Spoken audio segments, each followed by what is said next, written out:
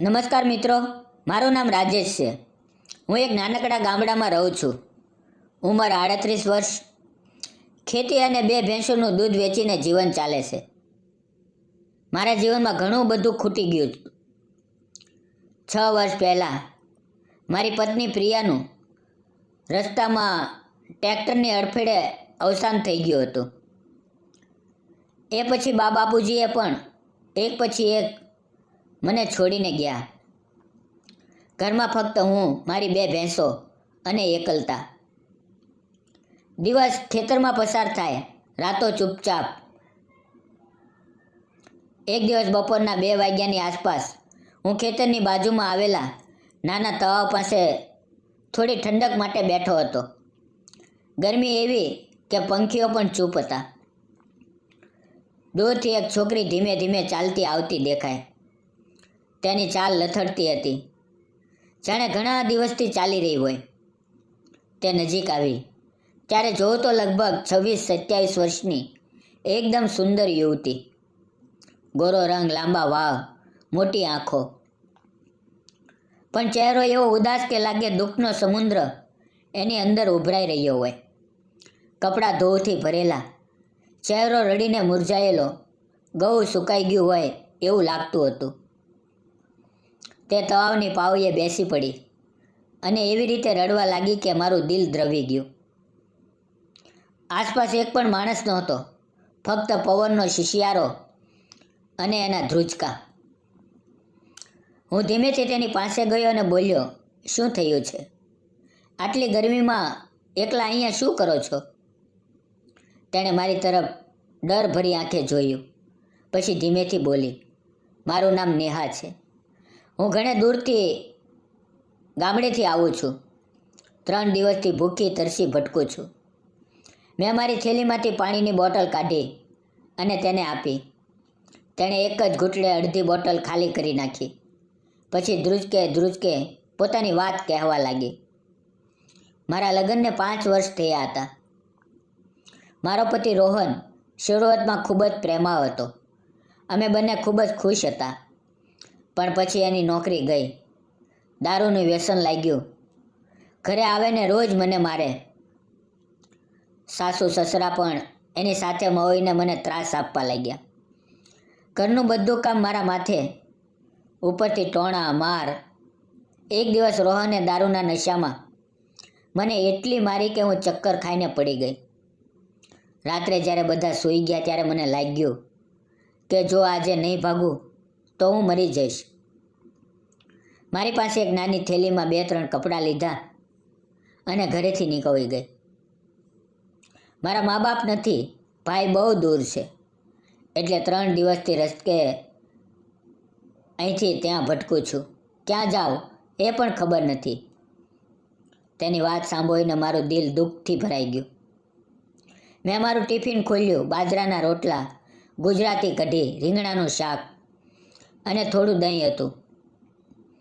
મેં તેને કહ્યું, પહેલાં ખાઈ લે, પછી વિચારશું કે શું કરવું. તેણે શરૂઆતમાં ઘણી ના કહી, પણ મેં જીદ કરી તો ધીમે ધીમે ખાવા લાગી. રડતા રડતા ખાતી હતી. આંસુ રોટલા પર પડતા હતા. ખાધા પછી તેણે કહ્યું, હવે હું જાઉં છું. મેં પૂછ્યું, ક્યાં જશો? તેણે ધીમા અવાજે કહ્યું, જ્યાં પગ લઈ જાય ત્યાં. કદાચ કોઈ ગામમાં નોકરાણીનું કામ મળી જશે. આ વાત મારા હૈયામાં ઘૂમી. મેં ઊંડો શ્વાસ લીધો અને કહ્યું, જો તને વાંધો ન હોય તો મારી પાસે આવીને રહી જા. મારું ઘર ખાલી પડ્યું છે, કોઈ નથી. તું ઘર સંભાળજે, રસોઈ કરજે, ભેંસોને દૂધ કાઢવામાં મદદ કરજે, ખેતરમાં થોડાક હાથ બટાવજે. હું તને દર મહિને સારા પૈસા આપીશ. ભૂખી તરસી ક્યારેય નહીં રહેવું પડે. તે મને ઘણી વાર જોતી રહી. તેની આંખોમાં ડર હતો, પણ એની સાથે એક નાનકડી આશા પણ ઝળકી. પછી ધીમેથી માથું હલાવીને હા પાડી. એ જ બપોરે હું તેને ઘરે લઈ ગયો. ઘર બતાવ્યું. 2 ઓરડા, એક નાનું રસોડું, ઓસરી અને ભેંસોનો શેડ. તેની પાસે એક જ નાની થેલી હતી, જેમાં 2-3 કપડાં હતા. મેં તેને એક ઓરડો આપ્યો. તે વારંવાર મારો આભાર માનતી રહી. તેની આંખોમાં ખુશીના આંસુ હતા કે આખરે કોઈ કે સહારો મળી ગયો. સાંજે તેણે એટલા સ્વાદિષ્ટ રોટલા અને શાક બનાવ્યા કે મને ઘણા વર્ષો પછી ઘરનો સ્વાદ લાગ્યો. અમે ઓસરીમાં બેસીને સાથે ખાધું. તેની નજર દિવાલ પર લટકતા એક ફોટા પર પડી. તેણે ધીમેથી પૂછ્યું, આ તમે છો ને? આ સ્ત્રી કોણ છે?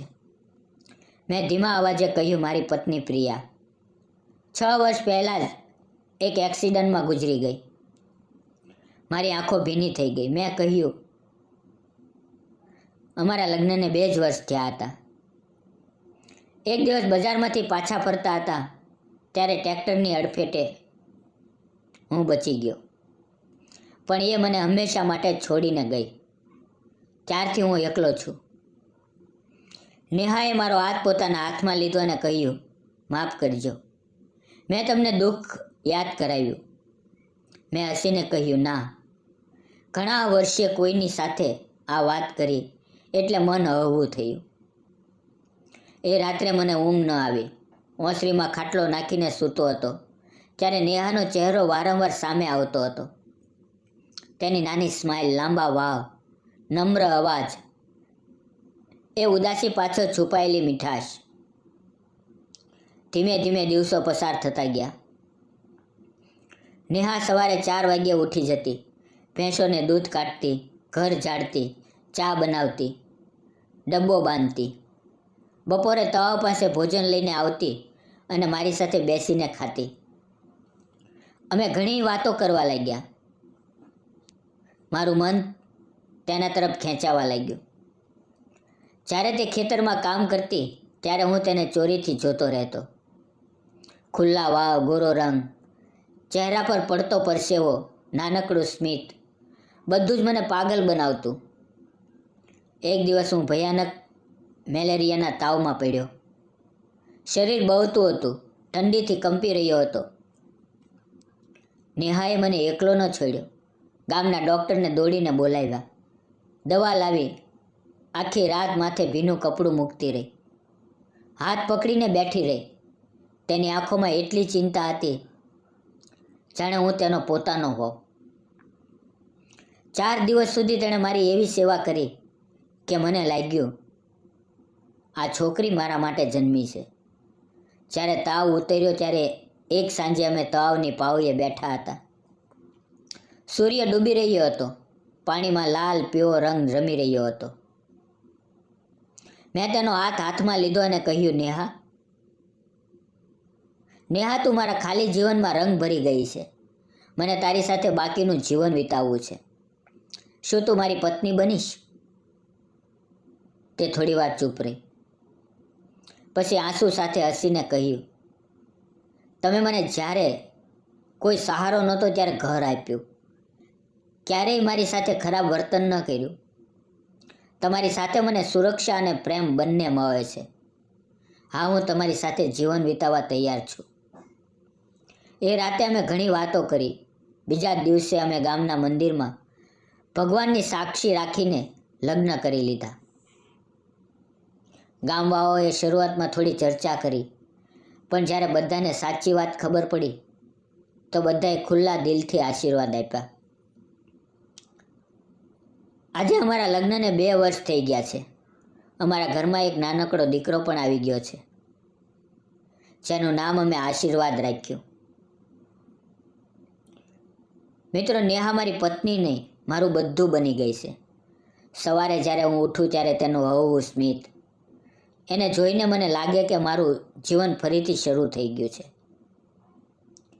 જીવનમાં કેટલુંય દુઃખ આવે, પણ જો સાચો સાથી મળી જાય તો દરેક ઘા ભરાઈ જાય છે. આજે મારું ઘર હસે છે, ખેતર હસે છે, ભેંસોનું દૂધ પણ વધુ આવે છે અને મારું દિલ પણ દરરોજ હસે છે. આ મારી અને નેહાની સાચી વાત હતી. મિત્રો, જે દિવસે મેં તળાવની પાળીએ એક રડતી છોકરીને મળી હતી એ જ દિવસે મારું નસીબ બદલાઈ ગયું. મિત્રો, તમને વાર્તા કેવી લાગી? કોમેન્ટ બોક્સમાં જરૂર લખશો. ફરી મળશું આવતીકાલે એક નવા વિડીયોમાં. ત્યાં સુધી આવજો. વિડીયો પૂરો જોવા બદલ ધન્યવાદ મિત્રો. જય હિન્દ.